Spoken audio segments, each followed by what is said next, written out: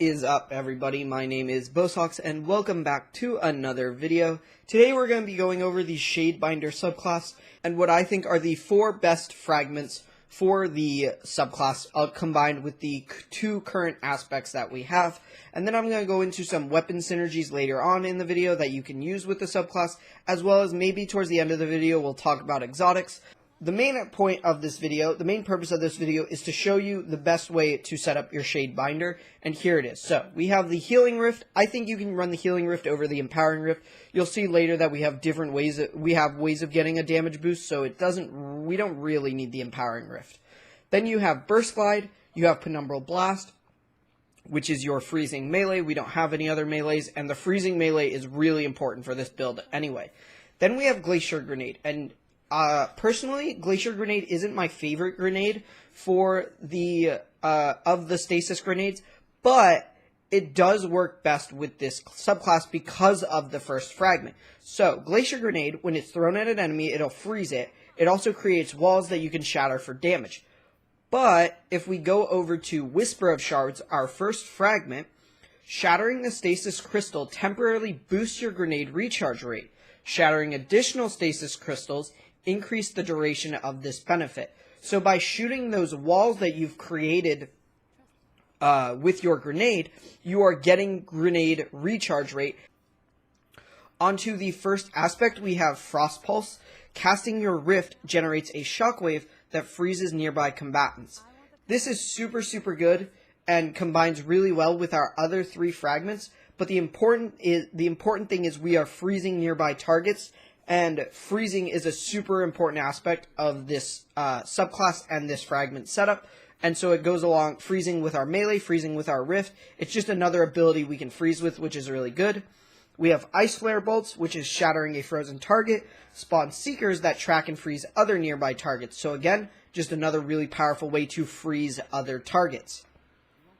Now, what are the benefits we are getting out of freezing all of these enemies in PvE?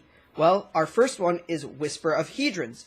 Gain a bonus to weapon damage after freezing a target with stasis. So we gain a weapon damage bonus, which is a 25% weapon damage bonus to any of our weapons anytime we freeze a target. So whether that's with our grenade that we can constantly recharge, whether that's with our melee, or it's with Ice Flare Bolts, or our Rift. So we have tons of ways to freeze things, and now we're getting a weapon damage bonus on top of it. What's the next thing? The next thing is Whisper of Bonds. Defeating frozen targets with weapons grants you super energy, and the super bar jumps when you kill frozen targets. So now we're getting super energy, we're getting grenade recharge rate when we freeze targets with our grenade, and we're getting weapon damage bonus anytime we freeze targets. So we're getting super grenade energy recharge and damage bonus. So whenever we freeze a target, basically. That's really powerful. And then finally, we have Whisper of Refraction. Defeating slowed or frozen targets grants you class ability energy. Whisper of Refractions goes perfectly with Frost Pulse, because Frost Pulse freezes enemies, you kill the frozen enemy, and you get your Rift back. What this ends up meaning is that you are constantly recharging your grenade, and your Rift to freeze targets, get to your super faster, freeze more targets with your super to get your abilities back after you come out of your super, and it creates this cycle of ability energy to go along with your just to work with your subclass entirely. It's super powerful, and I really love this current setup. I also don't think you need the Empowering Rift because you are using Whisper of Hedrons giving you that damage bonus, so you don't need the Rift because the damage bonuses won't stack properly with each other, and now you have survivability in your Healing Rift. And so that's it for the fragment setup. If that's all you came for, then that's great. But I do want to share some other really cool things. So we're going to dive into a Lost Sector, and we're going to go in with some different options. We have a Wellspring, we have Swashbuckler, and we have Demolitionist as well. And I'm just going to hop into the Lost Sector, and I'll see you there. Alrighty, we're in this Lost Sector, and I did want to show you a couple of things. So one, we have a Swashbuckler hand cannon, and the way Swashbuckler works is whenever you get a kill on either a weapon kill or a melee kill, you get a stack of Swashbuckler. And it goes up to ×5, and it gives you a 33% weapon damage bonus. But if you melee kill a target, it jumps to that ×5 immediately, rather than getting weapon kills where it counts 1, 2, 3, 4, 5. So, if I take my ordinary gun and I shoot that ad, I do 5868 damage. 5,868 damage. Which is pretty good.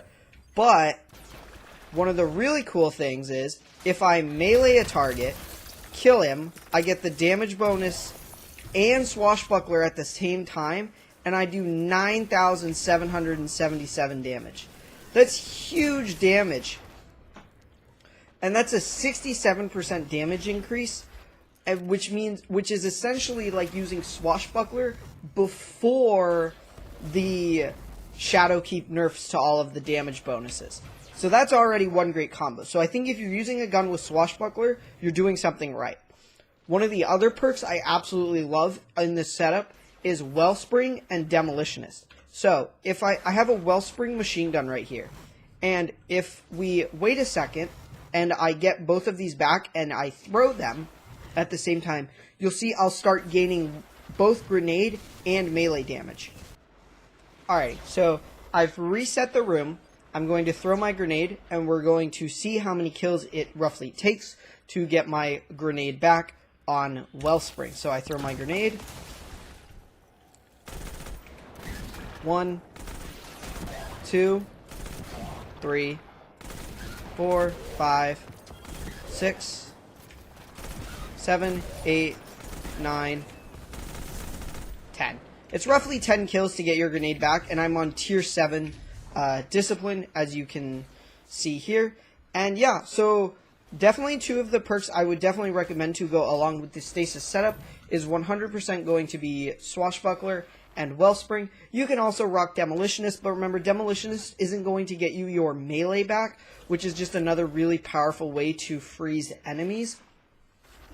And so yeah, those are kind of the two of the main perks I would definitely go after, and Demolitionist being kind of a third in the back of your mind. Finally, let's just cover some quick exotics that you can definitely use for this build. First is Verity's Brow, which has 4th magic. Energy weapon kills grant death throws, which provides a bonus to the damage of your grenades. That part really doesn't matter because our grenade isn't doing a lot of damage, it's just there to freeze stuff. And grants you grenade energy. That's the part we're here for. We want that grenade energy. When you have death throws and throw a grenade, nearby allies gain greatly increased grenade regeneration for a short time. So it's also a support kind of exotic that's going to definitely help out your teammates. Hopefully you get one that doesn't roll to discipline. The next exotic you can definitely run is Claus of Ahamkara, which is gain an additional melee charge. That's just really, really powerful because your melee is one of your key ways of freezing targets. And yeah, that's it for the video. I hope you guys enjoyed this kind of Shadebinder breakdown. I think these are 100% the 4 best aspects you can, or 4 best fragments you can currently run with the 2 aspects that we have. Maybe with the third and final aspect, which is what it seems like. It seems like there's only going to be one more. Maybe with the third one, one of the other fragments, one of the 6 fragments comes into play based on what the third aspect does. Otherwise, I hope you guys enjoyed the video. I really enjoy playing Shadebinder currently. And yeah, I will see you in another one where we'll go over more builds with more subclasses and things like that. So hopefully you guys enjoyed, and I'll see you in that video. Bye!